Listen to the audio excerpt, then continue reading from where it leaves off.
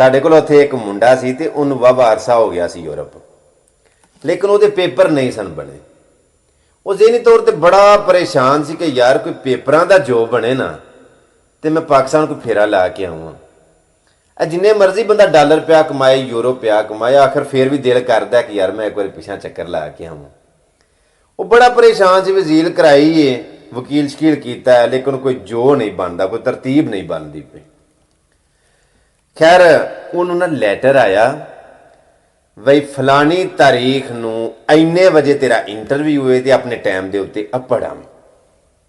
ਲਓ ਜੀ, ਮੁੰਡਾ ਦੇ ਥੱਲਿਓਂ ਵੱਜੇ ਨਾ ਛੱਤ ਨੂੰ ਤੇ ਚਾਹ ਬੇਬਾ ਚੜਿਆ ਵੀ ਇੰਟਰਵਿਊ ਆ ਗਏ ਤੇ ਅੱਲਾ ਸੋਹਣਾ ਖੈਰ ਰੱਖੇ ਤੇ ਇਨਸ਼ਾਅੱਲਾ ਕੋਈ ਤਰਤੀਬ ਕੋਈ ਜੋਬ ਬਣੇਗਾ। ਮਤਲਬ ਕੋਈ ਉਮੀਦ ਦੀ ਕਿਰਨ ਨਜ਼ਰ ਆਈ।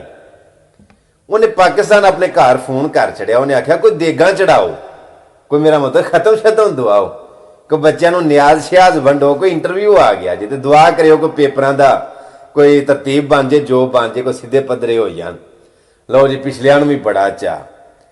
ਉਹਦੇ ਆਖਣ ਤੇ ਨਾ ਇਹਨਾਂ ਪਿੱਛੇ ਕੋ 3 ਦੇਗਾਂ ਦਾ ਬੰਦੋਬਸਤ ਕਰ ਲਿਆ। ਮਦਰਸਿਓਂ ਯਾਣੇ ਬੁਲਾ ਲਏ ਸਪਾਰੇ ਸਪੂਰੇ ਪੜ੍ਹਨ ਵਾਸਤੇ, ਯਾਸੀਨਾ ਪੜ੍ਹਨ ਵਾਸਤੇ। ਮਹੱਲੇ ਦੀਆਂ ਬੀਬੀਆਂ ਵੀ ਬੁਲਾ ਲਈਆਂ ਵੀ ਮੁੰਡੇ ਦਾ ਮਤਲਬ ਉੱਥੇ ਇੰਟਰਵਿਊ ਹੈ ਬਾਹਰ ਤੇ ਕੋਈ ਦੁਆ ਖੈਰ ਕਰਨੇ।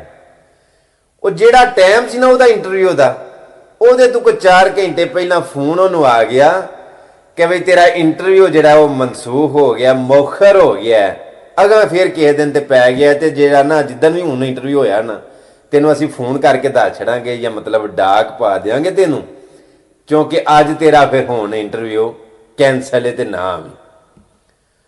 ਉਹਨੇ ਸਭ ਤੋਂ ਪਹਿਲਾਂ ਉਧਰੋਂ ਫੋਨ ਕੱਟਿਆ ਗਿਆ, ਫਟਾਫਟ ਪਾਕਿਸਤਾਨ ਫੋਨ ਕੀਤਾ।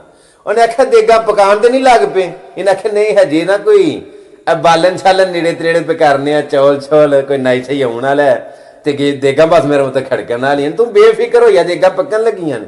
MC ਤੂੰ ਜਾਣਿਆਂ ਨੂੰ ਸੁਣਾ ਕੇ ਲਿਆ, ਉਹ ਵੀ ਆਉਣ ਵਾਲੇ ਨੇ ਮਦਰਸੇ ਵਾਲੇ। ML ਦੀਆਂ ਬੀਬੀਆਂ ਨੂੰ ਵੀ ਸੁਣਾ ਕੇ ਛੜਿਆ ਤੇ ਹੁਣੇ ਖਤਮ ਪੜਿਆ ਜਾਏਗਾ, ਤੂੰ ਬੇਫਿਕਰ ਹੋ ਜਾ। ਉਹਨੇ ਆਖਿਆ ਨਾ ਨਾ, ਜਿੱਥੇ ਜਿੱਥੇ ਵੀ ਹੈ ਨਾ ਕੰਮ ਇੱਥੇ ਇੱਥੇ ਹੀ ਡੱਕ ਛੱਡੋ, ਜਾਣਿਆਂ ਨੂੰ ਵੀ ਮਨਾ ਕਰ ਛੱਡੋ, ਬੀਬੀਆਂ ਨੂੰ ਵੀ ਮਨਾ ਕਰ ਛੱਡੋ ਤੇ ਦੇਗਾ ਨਾ ਪਕਵਾਇਓ। ਘਰ ਦੇ ਆਖਿਆ ਕੀ ਗੱਲ? ਉਹਨੇ ਆਖਿਆ ਮੇਰਾ ਇੰਟਰਵਿਊ ਮੌਖਰ ਹੋ ਗਿਆ, ਕੈਂਸਲ ਹੋ ਗਿਆ ਜੀ, ਇੰਟਰਵਿਊ ਕੋਈ ਨਹੀਂ। ਉਹਨੇ ਸਾਰਾ ਸਾਂਭ ਸੁੰਭ ਕੇ ਮਾਲ ਸ਼ਾਲ ਅੰਦਰ ਰੱਖਿਆ। ਉਹਨੇ ਆਖਿਆ ਚਲੋ ਠੀਕ। ਓਏ ਰੱਬ ਦੇ ਨਾਲ ਮਚਕੀਆਂ ਕਰਨ ਵਾਲਿਓ, ਉਹ ਨੀਅਤਾਂ ਜਾਣਦਾ, ਉਹ ਤੁਹਾਨੂੰ ਜਾਣਦਾ ਕਿ ਤੁਸੀਂ ਕੀ ਚਾਹੋ। ਤੁਹਾਨੂੰ ਬਣਾਉਣ ਵਾਲਾ ਕੌਣ ਹੈ? ਤੇ ਤੁਹਾਡੀ ਨਾੜ ਨਾੜ ਤੋਂ ਲੂ ਲੂ ਤੋਂ ਰਗ ਰਗ ਤੋਂ ਉਹ ਵਾਕਿਫ ਨਹੀਂ? ਕਿਹਨੂੰ ਡਰਾਮੇਬਾਜ਼ੀਆਂ ਕਰ ਕਰਕੇ ਵਹਾਉਂਦੇ ਹੋ ਤੇ ਕਿਹਦੇ ਨਾਲ 2 ਨੰਬਰੀਆਂ ਕਰਦੇ ਹੋ ਤੇ ਕਿਹਨੂੰ ਝਕਾਨੀਆਂ ਦਿੰਦੇ ਹੋ?